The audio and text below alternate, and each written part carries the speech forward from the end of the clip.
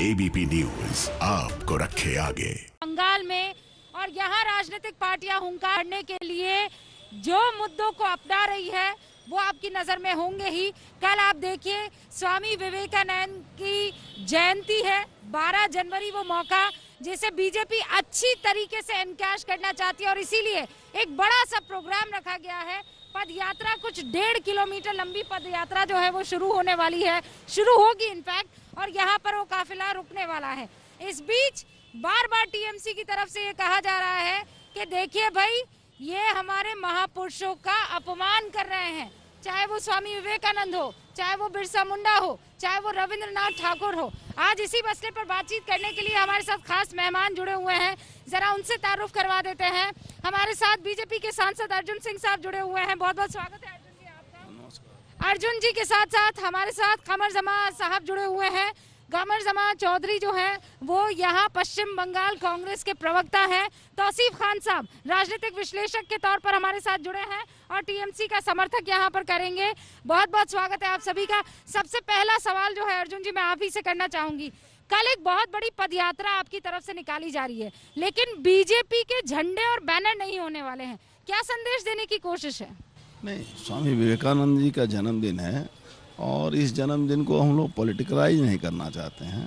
जो हमारे ऋषि मुनि पूर्वज जो जिनको हम लोग मानते हैं, जिन्होंने जाकर यहाँ से हजारों कोस दूर जाकर जिन्होंने धर्म सभा में कहा था कि हम गर्व से कहो हम हिंदू हैं, हिंदू धर्म के बारे में उन्होंने कहा था, तो उस सोच को हम लोग बंगाल में लाना चाहते हैं। बंगाल से बहुत हद तक ये तौसीफ, अर्जुन साहब कह रहे हैं कि भाई महापुरुष किसी के होते थोड़ी, वो तो सबके होते हैं। उन्होंने कहा था फक्र से कहो, गर्व से कहो हम हिंदू हैं, तो ऐसे में पॉलिटिसाइज करने की क्या जरूरत है? और आप लोग उल्टा आरोप लगा रहे हैं कि ये छीनने की कोशिश कर रहे हैं आपके महापुरुष। नहीं, पॉलिटिसाइज तो इन लोगों ने किया। जब अमित शाह जी आए थे कलकत्ता में 2019 में दौरा किया था, तो उनके रोड शो में विद्यासागर जी का मूर्ति टूट गया। जब अभी अमित शाह जी आए मथुआ वोटर के एरिया में वो गए, वहाँ पे बिरसा मुंडा का स्टैचू कह करके एक अनोनिमस स्टैचू को उन्होंने नमन कर दिया।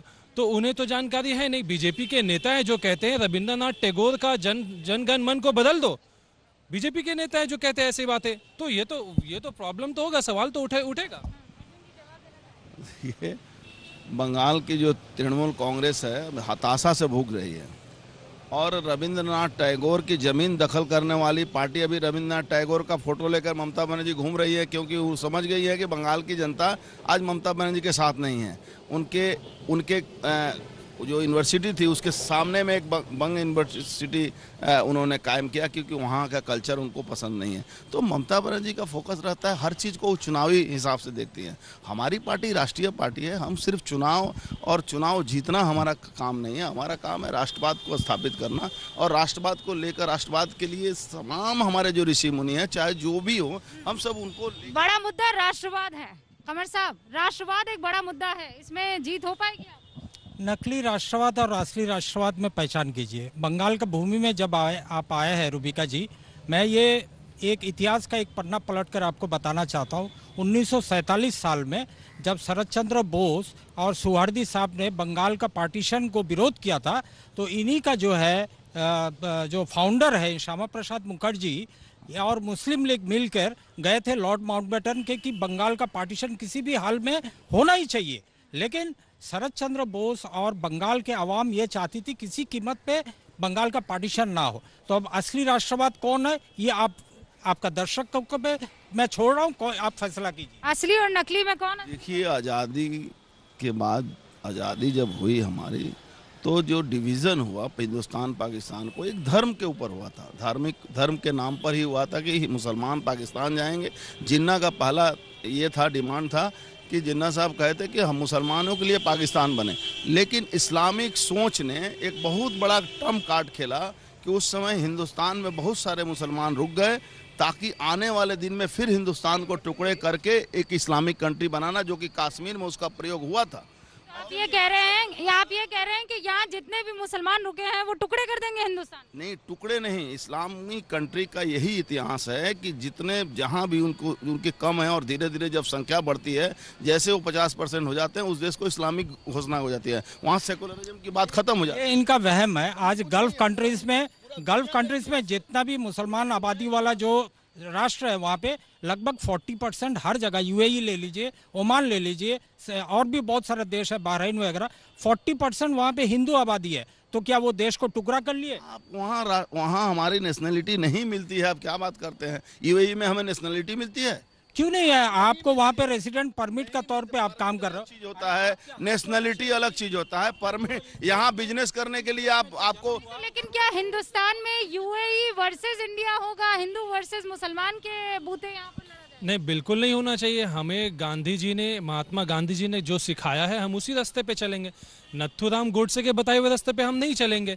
देखिए, ये लोगों को डराया जा रहा है। ये बीजेपी के नेता बार बार कहते हैं कि यहाँ मुसलमान शासन आ जाएगा। कैसे आ जाएगा जब यहाँ पे डेमोक्रेसी है? ये कहते हैं हिंदू खतरे में। कैसे हिंदू खतरे में भाई? मेजॉरिटी हिंदू अपने ही देश में हिंदू खतरे में। ये डराने वाली राजनीति है। सिर्फ इसका एक ही मकसद है कि वोट बटोरो, लोगों को डराओ और वोट बटोरो। कश्मीर में एक रात में कितने लोगों का कत्लेआम किया गया था, और 55 साल कांग्रेस की शासन थी। क्या किया था कश्मीर में? जवाहरलाल नेहरू जी ने क्या किया था? कांग्रेस जो आज कश्मीर को उबार कर लाई थी 2014 के बाद में, हम सब ने देखा किस तरह से कश्मीर का हालत बिगड़ा। पूरा देश भर में ऐसा एक वातावरण इन लोगों ने बनाया, लोगों को डर भर दिया कि भाई आप अगर सरकार का विरोध बोलोगे तो आप जो है कि या तो फिर टुकड़े टैंक, या तो फिर आप पाकिस्तानी हो गए। नहीं तो ऐसा होता क्यों है? बालाकोट एयर स्ट्राइक पर आपको शक होता है, कानून अगर कोई बन जाए तो आपको शक होता है, हर मुद्दे पर सवाल आप उठाते हैं, और खासकर वो तब राष्ट्रीयता से जुड़ा हुआ मुद्दा हो तो फिर मौका मिलता है दूसरी तरफ। आज आपने सुप्रीम कोर्ट का राय आपने सुन लिया, जिसमें बोला गया है कि किसी बिल को जो है कि सरकार स्थगित करे या तो फिर हम स्थगित करेंगे। अरे जो कानून बनाओगे अब देश के लिए, वो जनता के लिए बनाओगे कि अपने लिए बनाओगे? कहाँ कृषि बिल की बात कर रहे हैं? कृषि बिल में एक आंदोलन चल रहा है, सुप्रीम कोर्ट एक वर्षन आया है, उसमें मैं तर्क में नहीं जाना चाहता हूँ। ये सुप्रीम कोर्ट में विचार होगा, वो अलग बात है। आज मुद्दा जिस बात पर आप बात कर, शायद आप विचार कर लेते तो सुप्रीम कोर्ट को विचार ना करना पड़ता। अगर आप उस बिल को रोक लेते तो आप सुप्रीम कोर्ट को विचार ना। देखिए, कहीं ना कहीं सुप्रीम कोर्ट मुझे लग रहा है कि बहुत जल्दीबाजी में ले आ रही है, लेकिन चूंकि कानून के अदालत के ऊपर हम प्रश्न नहीं उठा सकते हैं। इसका विचार जो होगा, इसका लिए लड़ाई जो होगी अदालत में होगी। तो अभी ऐसा इस मुद्दा पर मैं बहुत कुछ नहीं बोल पाऊंगा, क्योंकि मामला सुप्रीम कोर्ट का एक ऑब्जर्वेशन आया है, उस पर हमारी सरकार विचार करेगी, लोकसभा। देखिए, आपको याद करना होगा कि ये जो कृषि बिल जब पास किया गया तो क्या माहौल था पार्लियामेंट में। अपोजिशन ने मांग किया कि इसको सेलेक्ट पार्लियामेंट्री कमेटी में भेज दो, सेलेक्ट पार्लियामेंट्री कमेटी में नहीं भेजा गया। अपोजिशन ने डिमांड किया डिविजनल वोटिंग करवाओ, डिविजनल वोटिंग भी नहीं अलाउ किया गया, बल्कि हमने देखा कि तृणमूल के सांसद को कंधे में उठा के मार्शल के थ्रू पार्लियामेंट से बाहर फेंक दिया गया। तो इसे कहते हैं नशे में, पावर के नशे में चूर हो जाना। मैं उस जगह पर मौजूद हूँ जहाँ पर स्वामी विवेकानंद का जन्म हुआ था। कल 12 जनवरी उनकी जयंती है और इसीलिए बीजेपी के तमाम बड़े पदाधिकारी एक पदयात्रा निकालने वाले हैं। लेकिन इस बीच विवादित बयानों की बौछार भी लगातार हो रही है। जरा आपको बता दूं, अभी तृणमूल कांग्रेस के सांसद कल्याण बनर्जी जो हैं, उनके खिलाफ पुलिस में शिकायत की गई है। क्यों? क्योंकि उन्होंने ये कहा था कि अच्छा हुआ माता सीता को रावण ने उठाया था। अगर रावण की जगह राम भक्तों ने उनको किडनैप किया होता तो आज उनका हश्र भी हाथरस जैसा हुआ होता, हाथरस में जो महिला है उसके जैसा हुआ होता। इस तरीके के बयान आ रहे टीएमसी। आप खुद एक सांसद हैं। देखिए, कल्याण बनर्जी सही में दिमागी रूप से उसका संतुलन बिगड़ चुका है। वो माता सीता के ऊपर जिस तरह से अभद्र टिप्पणी किए हैं, केस ने उनको तो उठा के जेल में बंद कर देना चाहिए। ऐसे व्यक्ति जो संसद में बैठकर और संसद की गरिमा को भी वहाँ नहीं मानता है और रोड पर आकर माता सीता, जिसको हमारा श्रद्धा है उनके ऊपर, और हमारे देश में किसी भी धर्म के ऊपर व्यक्तिगत रूप से किसी की भी आलोचना करना मिस्टर खान, ये क्या तरीका हुआ? मतलब इस तरीके की जुबान किस तरीके से चल जाती है, और खासकर तब जब आप माता सीता की बात करते? देखिए, हमारा देश का कानून है कि कोई भी, किसी को भी ये हक नहीं कि वो किसी के रिलीजियस सेंटिमेंट को हर्ट करे। तो अब उन्होंने जो ये टिप्पणी दिया है उस पर एफआईआर भी हुए हैं, उस पर जांच पड़ताल होगी, इन्वेस्टिगेशन होगी, और इसके बारे में उन्होंने कैसे और क्यों किस बात को कहा। एक तो मैं समझ सकता हूँ कि हाथरस की आलोचना हो रही है, लेकिन उसके बावजूद इस तरह का जो हाथरस की आलोचना के माने ये थोड़ी है। अब आप सब चीज में डिफेंड करते हैं। अब जरा ये बताइए कि मिस्टर बनर्जी ऐसा कैसे कह सकते हैं कि उनके चेलों ने किया होता तो मेरा हर्ष बुरा होता? जरा श्रद्धा, जरा सम्मान, जरा ईमान, ये इन चीजों का ख्याल क्यों नहीं रखा? नहीं, मैं आपकी बात से सहमत हूँ, और इसका जवाब वो खुद ही देंगे। वही देने के सही पोजीशन में है कि वही इस बात का जवाब दे पाएंगे। लेकिन हम ये बिल्कुल जानते हैं कि जो हाथरस में हुआ वो बहुत बुरा था। लेकिन इसमें इफ एंड बट की क्या जरूरत है? लेकिन क्या हाथरस क्यों आया जब यहाँ माता सीता की बात हो रही है? और माता सीता को हाथरस से जोड़ दिया जाता है, और हाथरस के उत्तर प्रदेश सरकार के कानून के बारे में, जब बंगाल में रोज बलात्कार होती हैं, यहाँ एक कांस्टेबल नहीं, एक सिविक वॉलंटियर का सस्पेंड नहीं किया जाता है। हाथरस में तुरंत सीबीआई की इंक्वायरी हुई, एसपी तक सस्पेंड हुआ, और वहाँ से तुलना कर रहे हैं। खराब हो चुकी है। हाथरस में पुलिस वाले खड़े रह कर के हाथरस की बेटी हुए, उसी लिए सस्पेंड हुए, उसी लिए उनको नौकरी जाएगी, उसी लिए वो जेल में जाएंगे। ऐसा उन्होंने, हाँ, आपके यहाँ पुलिस एफआईआर नहीं लिखती है बलात्कारियों का। बलात्कार अगर टीएमसी के लोगों ने किया तो उस पर एफआईआर नहीं होती। उत्तर प्रदेश पुलिस ने तो पहले निकाल दिया कि कोई रेप ही नहीं हुआ, वो तो बाद में उन्हें मानना पड़ा कि हाँ रेप हुआ। तो 2 दिन में सीबीआई इंक्वायरी कर दी, 2 दिन में सीबीआई इंक्वायरी डाल दिया उसने। आपकी हिम्मत है, आपकी ममता बनर्जी का, कि बलात्कार हुआ राजवंशी परिवार की एक बच्ची का, और आज तक उन्होंने उसके ऊपर एफआईआर करने के लिए। बडाउन में जो अर्जुन जी जो रेप हुआ 50 साल का महिला का तरफ, उत्तर प्रदेश का इतिहास काइंडली बंगाल में मत लाइए। लेकिन नन का रेप हुआ था, आपका ये कल्चर है? नहीं, कल्चर किसी का भी नहीं है। कल्चर किसी इस बात को क्यों कहा आपने? 80 साल का नन का बलात्कार हुआ था, और बलात्कारी को लाइए, सारे के सारे बांग्लादेश से जो रोहिंग्या थे लेकिन में थे, और टीएमसी के लोग। असल मुद्दा का बात यहाँ पे जो कल्याण बनर्जी ने जो बोला, जो बयान जो बोला, इसका क्या मतलब है कि कल्चर यहाँ उत्तर प्रदेश को दिखा रहे, बंगाल की राजनीति करते हैं उत्तर प्रदेश। आज कोई किसी को भी पूछ लो, बंगाल का जो संस्कृति है, यहाँ पे माँ दुर्गा है, संस्कृति में नन के ऊपर बलात्कार, 80 साल के यहाँ पे औरतों का मूर्ति में पूजा किया जाता है। यहाँ पे माँ दुर्गा है, माँ सरस्वती है, माँ लक्ष्मी है, माँ सरस्वती, सबका होता है। औरतों का इज्जत जितना होता है, मैं ये नहीं बोल रहा हूँ कि टीएमसी का समर्थन कर रहा हूँ या बीजेपी का निंदा कर रहा हूँ, लेकिन जब आप कंपेयर, आपने बंगाल का कल्चर को बचाया था। बदाऊन को देख लो, हाथरस को देख लो, या चिन्मयानंद को देख लो।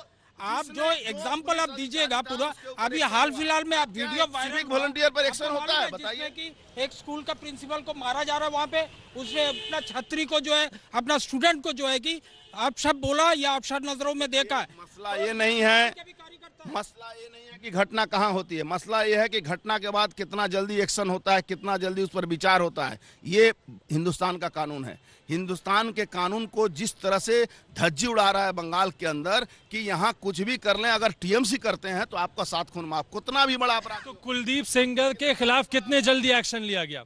कुलदीप सेंगर के खिलाफ कितने, उसकी आप वकील हैं, आप वकील साहब हैं, जल्दी होना चाहिए। क्या होती है, क्या सस्पेंड नहीं किया, होती है क्या? अरे क्या बने रहे, वो तो जेल गए मजबूरी में। आपको बोलना होगा कि हाँ, आपको मानना होगा कि हाँ, भारतीय जनता पार्टी किसी के ये बात। लेकिन क्या महिलाओं के खिलाफ क्राइम के मामले में, और न सिर्फ ये, ममता बनर्जी पे बार बार ये आरोप लगते हैं कि वो पुलिस को इस कदर कब्जे में लिए हुए हैं कि उनके इशारे के बगैर कुछ हो नहीं सकता। बिल्कुल सही है। देखिए, यहाँ पे 2-4 रेप कांड जो फेमस हुए थे, हेडलाइंस में आए थे। एक हो गया पार्कशीट रेप कांड, एक हो गया आपको वहाँ पे क्या कामदनी रेप कांड हुआ। तो ये दोनों मामला जो है कि बंगाल का कॉन्शियंस, आत्मा को जो है कि बहुत बुरी तरह से झचोड़ दिया इसमें। पुलिस का एक्शन एकदम सक्रिय के जगह एकदम नीरव था यहाँ पे बंगाल में। लेकिन मुद्दा जो है आज तो हाथरस के साथ कंपेयर किया जा सकता है? नहीं, बिल्कुल कोई कंपैरिजन नहीं है। देखिए, आज भी कलकत्ता शहर जो है एनसीआरबी के डेटा के हिसाब से विमेन के लिए सेफ तो 2017 में सीआरबी के डेटा देते ही नहीं हो। देते ही नहीं आप लोग। 2017 के कब दिया आपने? यहाँ पे 2017 चल सकती हैं उन्हें। 2017 के बाद आपने कब दिया? कोई डाटा दिया क्या आपने? नहीं, आज भी क्या आप ये बताइए कि जो डेटा क्यों नहीं दे रहे? शहरों का जो लिस्ट निकला है उसमें कलकत्ता सबसे टॉप में है या नहीं है वुमेन सेफ्टी के एतबार से? एनसीआरबी का रिपोर्ट ये लोग जमा नहीं करते हैं। आपको दयामंती सेन यहाँ की एक आईपीएस थी, जब पार्क स्ट्रीट का बलात्कार हुआ था उन्होंने इस केस को टेकअप कर लिया था, पकड़ भी लिया था। ममता बनर्जी का बयान आया कि छोटो घटना আছে, এটা সাজানো घटना আছে। इस तरीके के सीधे सीधे आरोप यहाँ पर लगते हुए दिखाई दे रहे हैं आपको। यह है, देखिए पीछे मेरे स्वामी विवेकानंद की मूर्ति आपको दिखे है। वहाँ से संस्था से कुछ लोग आए, उन्होंने कहा कार्यक्रम कल का जो है उसके लिए बकायदा हमें तैयारी करनी है, तो क्यों ना आप हमें थोड़ा वक्त दे दें। बहरहाल हम यहाँ पर लौट आए हैं। अर्जुन सिंह साहब बीजेपी के सांसद हमारे साथ मौजूद हैं, कमर चौधरी साहब हमारे साथ यहाँ पर मौजूद हैं, कांग्रेस के प्रवक्ता हैं टीएमसी के समर्थक, इनफैक्ट वकील भी हैं पेशे से और राजनीतिक विश्लेषक के तौर पर हमारे साथ जुड़े हुए हैं। आप सभी का बहुत बहुत स्वागत है। अब मैं शुरुआत इससे करना चाहती हूँ, आपको सीधी सीधी टक्कर मिल रही है कि नहीं मिल रही है इस बार बीजेपी से? ईमानदारी से बताइए। देखिए, 2019 का जो आंकड़ा है अगर वो आप देख के एनालिसिस करेंगे तो आप बोलेंगे कि हाँ ये फाइट है बीजेपी वर्सेस तृणमूल। लेकिन हमें इस बात को याद रखना चाहिए कि 2019 के इलेक्शन में सीपीएम का लेफ्ट फ्रंट का सारा वोट चला गया था बीजेपी को, जो इस दफा सीपीएम कहते हैं कि वो अपना वोट शेयर को वापस लाएंगे, अपने कैंडिडेट को वोट दिलवाएंगे। तो उस हिसाब से तृणमूल और बीजेपी का बंगाल में आपको ये अंतर नहीं है। इन दोनों दल को हम लोग बोलते हैं बीजामूल, क्योंकि आज जो भी बीजेपी का जो सांसद छोड़ दीजिए, जो भी नेता अभी आ रहे हैं, ये सब जो है कि टीएमसी के नेता है, जो एक जमाना में चोरी करते हुए पकड़ा गए, कोई ना कोई कांड में, शारदा में, नारदा में या कटमनी में, अम्फन का कटमनी में, ये सारा लिप्त है। मेरे रहे तो अच्छे रहोगे, नहीं तो तुम्हें रहने ही नहीं। नहीं, देखिए हर लोगों का अपना एक एम होता है, अपना एक एम्बिशन होता है। अर्जुन सिंह जी पहले कांग्रेस में थे, फिर वो तृणमूल में आए, फिर अब वो बीजेपी में गए, तो वो अपना फायदा देखते हैं। इससे क्या, जनता का भलाई एक अलग चीज होता है और अपना फायदा एक अलग चीज होता है। तो उस बारे में मैं टिप्पणी नहीं करूंगा। मैं ये बात कहूंगा, लेकिन आपने एम्बिशियस तो कहा है ना, तो मैं जवाब दे। राजनीति मैं करता नहीं हूँ। मेरा राजनीतिक स्तर, आप मेरे क्षेत्र में जाएंगे तो चाहे कुछ भी कोई भी पार्टी करे, अर्जुन सिंह जब हैं वहाँ, हमारा और हमारे परिवार के लोगों ने 70% लोगों को वहाँ नौकरियाँ दी है। जूट मिल का इलाका है और हम लोग उस जगह की राजनीति करते आए हैं, व्यक्ति रिलेशन से। तो पार्टी से आपकी बन क्यों नहीं पाती है? कांग्रेस से नाराज हुए, टीएमसी से नाराज हुए। मैं बता दूं, मेरे पिता कांग्रेस करते थे और जब बंगाल में कांग्रेस ने सीपीएम से लड़ाई लड़ना छोड़ दिया तो हम लोग चूंकि सीपीएम से त्रस्त थे, हम लोग सीपीएम कांग्रेस को छोड़कर हम लोग तृणमूल कांग्रेस में ममता बनर्जी के साथ डे 1 से थे हम लोग। एक चीज मैं याद करा दूं अर्जुन जी को, इतिहास शायद वो नहीं जानते। जब हमारा प्लेनरी सेशन हो रहा था इन नेताजी इंडोर स्टेडियम में 97 का 27 दिसंबर में, ममता बनर्जी वहां से आकर आउटडोर प्लेनरी सेशन की थी और 3 नेता को बोली है कि ये लोग को किसी तरह से भी पार्टी का टिकट नहीं मिलना चाहिए। उसमें से कौन कौन थे? सुल्तान अहमद जी थे, उसमें से कौन कौन थे? पांजा साहब थे और एक आदमी है सुल्तान अहमद शंकर सिंह। तो ये बात तो ये मान रहे। अब इन नेता को बोले कि भाई मैं भाई ये बोल रहे हैं फांसी लगा लूंगा। ममता बनर्जी बोलिए, पूछिए, फांसी लगा लूंगा इनको अगर टिकट दिया गया। लेकिन जब भी उनको अलग पार्टी बन गया, तुरंत जो है सुल्तान अहमद आ जाओ मेरा डायना। नहीं तो सवाल ये, तो सुविधावादी जो है ममता बनर्जी नहीं, अभी ये भी है। अभी देखिए, अभी अर्जुन सिंह जी ने कहा कि वो अपने इतने बड़े बड़े वादे किए ममता दीदी ने कि फांसी से लटक जाऊंगी और फिर उन्हीं को टिकट दे दिया। नहीं, कोर्ट के अंदर में देखिए अर्जुन सिंह जी ने कहा कि अपने क्षेत्र के लोगों के नहीं, पहले ये बताइए आप, नहीं, मैं इससे क्यों उनसे पहले जो अर्जुन सिंह जी से बात हुआ था मैं वो बोलूं, कह दीजिए फिर मुश्किल। हाँ, उन्होंने शायद नहीं मालूम है क्योंकि हम लोग तो आज 30 नहीं, साल से कांग्रेस ऐसी क्या मजबूरी है? जब अर्जुन सिंह जी कांग्रेस में थे, सेक्युलर माइंडेड थे, तृणमूल में थे, सेक्युलर माइंडेड थे, बीजेपी में रहते हुए फिर आपके एरिया में दंगा कैसे हो गया? ममता बनर्जी ने करवाया था। अरे गुरुजी, दंगा तो ममता बनर्जी, एक मिनट भाई, दंगा किसने कराया था? ममता बनर्जी के खासो खास मदन मित्रा ने quote on quote video camera में बोला था कि भाटपाड़ा में दंगा ममता बनर्जी और उसकी पुलिस ने करवाया था। अब क्या बात करते हैं? हम लोग जानते हैं उस चुनाव में 2019 में एमपी बन करके आए और चुनाव के बस जैसे कंप्लीट हुआ और ये दंगा शुरुआत हो गया, तो जिम्मेदारी आप उस इलाके के एमपी हैं। रुबिका जी, आपके मदन मित्रा ने क्या कहा था? भले ही आपने, क्योंकि वहाँ के क्या कहा था आप बताइए, मदन मित्रा ने क्या कहा था? मैं तो नहीं। रूबिका जी, अच्छा, लेकिन एक बार फिर समझा तो दीजिए कि ये लड़ाई ठीक है राजनीतिक तौर पर हो सकती है, लेकिन इस तरीके के अपशब्दों का ये लड़ाई सीता पर कैसे आ जाती है? देखिए, मैंने जैसे आपको बताया कि जिन्होंने टिप्पणी दिया है ये उसका एक्सप्लेनेशन वो खुद ही दे सकते तो ममता बनर्जी उनके खिलाफ एक्शन लेंगे? ये तो आप उनसे ही पूछें। ऑलरेडी देखिए इसमें एफआईआर हो चुका है, मैटर इन्वेस्टिगेशन है, law will take its own course. असल में देखिए टीएमसी पार्टी का कल्चर है, आप सबको मालूम है 2019 का इलेक्शन से पहले ये मुख्यमंत्री बोला था कि ये प्रधानमंत्री को कमर में दड़ी बांधकर हम घुमाएंगे। बात सही है कि नहीं है? तो ये कल्चर इनका है। अब जो पोजीशन में आ चुका है टीएमसी इस वक्त, ये बौखलाहट में ये सब बात निकल रहा है। ये नहीं है कि आपको डर लग रहा है क्या? नहीं, देखिए डरने की यहाँ पे जरूरत जिन्हें है वो हैं कांग्रेस, वो हैं लेफ्ट, क्योंकि ये दोनों अब गठबंधन में। बीजेपी को नहीं डरना है? बीजेपी की डर की वजह यह है क्योंकि उनके पास अपना कोई नेता नहीं है।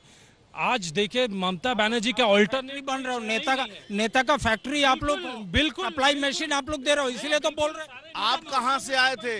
आप कहां से आए थे? ममता दीदी कांग्रेस से आई थी और कांग्रेस के बाद एनडीए में गई, फिर एनडीए छोड़ के कांग्रेस में आई, कांग्रेस के साथ समझौता करके चुनाव लड़ा और उसके बाद कांग्रेस को ही खत्म करने के लिए सारे तो आप एक ऑल्टरनेट चेहरा दे दीजिए। ममता बनर्जी के खिलाफ कौन चीफ मिनिस्टेरियल कैंडिडेट है, आप बता दीजिए। ममता बनर्जी के खिलाफ कौन है चीफ मिनिस्टेरियल कैंडिडेट? देखिए, ये तो हमारी पार्टी का सीधा सिद्धांत है कि नरेंद्र मोदी जी को सामने रख के हम चुनाव लड़ते हैं। चुनाव के बाद हमारा डिसीजन होगा कि कौन ओरिजिनल बीजेपी है कि नया बीजेपी, ये भी पूछ लीजिए अर्जुन जी से, कौन उनका सीएम कैंडिडेट होगा। आपका कौन है? हमारा अधीर रंजन चौधरी है। हमारा कांग्रेस पार्टी एकक संख्या में आएगा, अधीर रंजन चौधरी है सीएम कैंडिडेट। इसमें हम लोगों को तो कोई दो मत नहीं है, हम जनता के पास जा भी रहे उसी कारण से। लेकिन आज जो ये डिबेट है, मुद्दा जो मेन बंगाल को सता रही है वो है शारदा कांड, जो कांग्रेस पार्टी ने कोर्ट में केस करके कोर्ट का अधीन में इन्वेस्टिगेशन चल रही है। लेकिन सवाल यहाँ पे है, आज तक चार्जशीट क्यों नहीं फाइल हुआ? क्यों नहीं हुआ?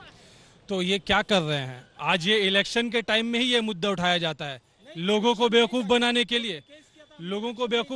लिए। ममता बनर्जी ने संग कमीशन बनाया, कमीशन बना करके लोगों को, जिन लोगों को पैसा नुकसान हुआ उनको कमीशन के थ्रू पैसा वापस दिलाने का काम स्टार्ट कर दिया। क्योंकि अल्टीमेटली व्हाइट पेपर कहाँ है, कितना पैसा लौटा? अभी तक 5,000 करोड़ रुपया पड़ा हुआ है। ममता बनर्जी ने सिगरेट पर टैक्स बढ़ाया, चोरी किया उनका भतीजा, चोरी किया उनके परिवार के लोगों ने, टैक्स दिया। क्या भतीजा तो ये कह रहा है कि सूली पर चढ़ा देना अगर मैं पकड़ा जाता हूँ। बंगाल में दीदी कह रही है कि बंगाल की जनता जानती है उसके लिए अच्छा क्या बुरा क्या। यहाँ पर लगातार बीजेपी अपनी पूरी ताकत झोंके हुए है। ये आप जानते हैं, किसानों के खाते में पैसे डालने की बात हो, आयुष्मान भारत को यहाँ पर लागू करने की बात हो, हर बार क्रेडिट की होड़ में और उस डर में आप केंद्र की नीतियों को भी लागू होने नहीं देते। देखिए 2011-12 से लेकर के 2015-16 तक 5 साल लगातार केंद्र सरकार ने पुरस्कार दिया है कि राज्य सरकार, ममता बनर्जी की सरकार को कृषि प्रोग्राम चलाने के लिए, कि बंगाल का कृषि प्रोग्राम फार्मर प्रोग्राम इतना सक्सेसफुल रहा है कि केंद्र सरकार ने पुरस्कार दिया है। जी इनका जो मेन जो कृषि उनका ट्रिपल हो गया इनकम। देखिए, तो आप नहीं चाहते कि और ज्यादा बढ़े?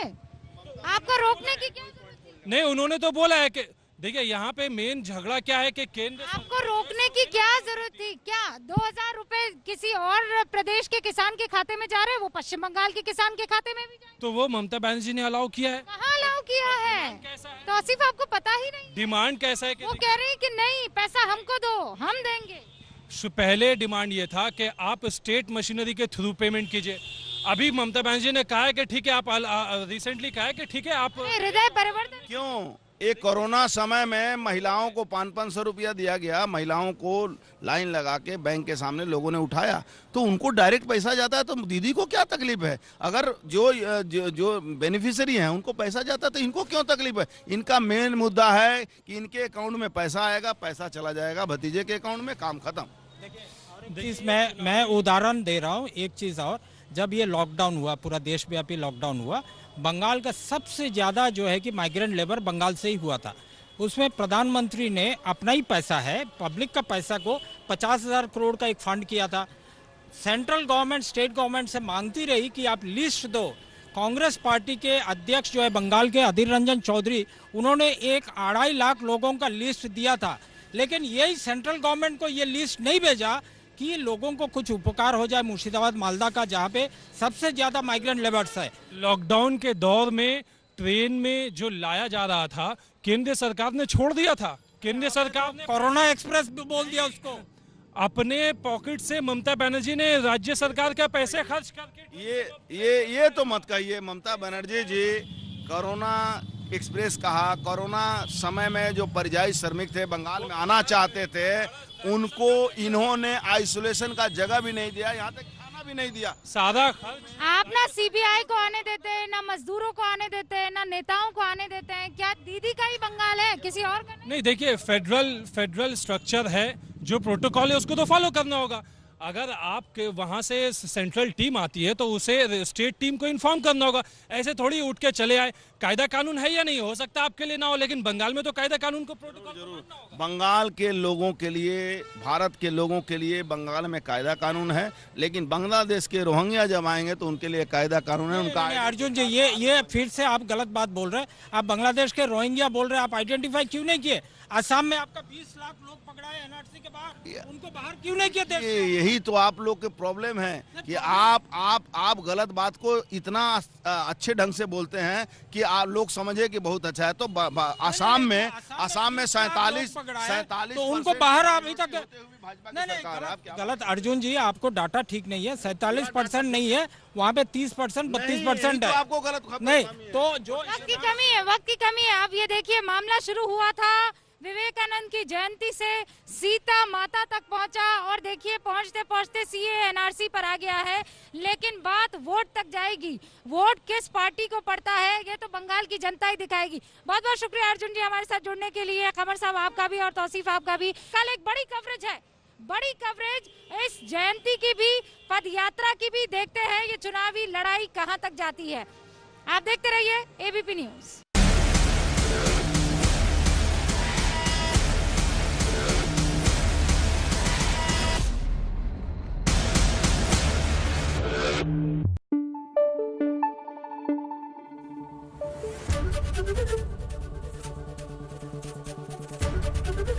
एबीपी न्यूज आपको रखे आगे।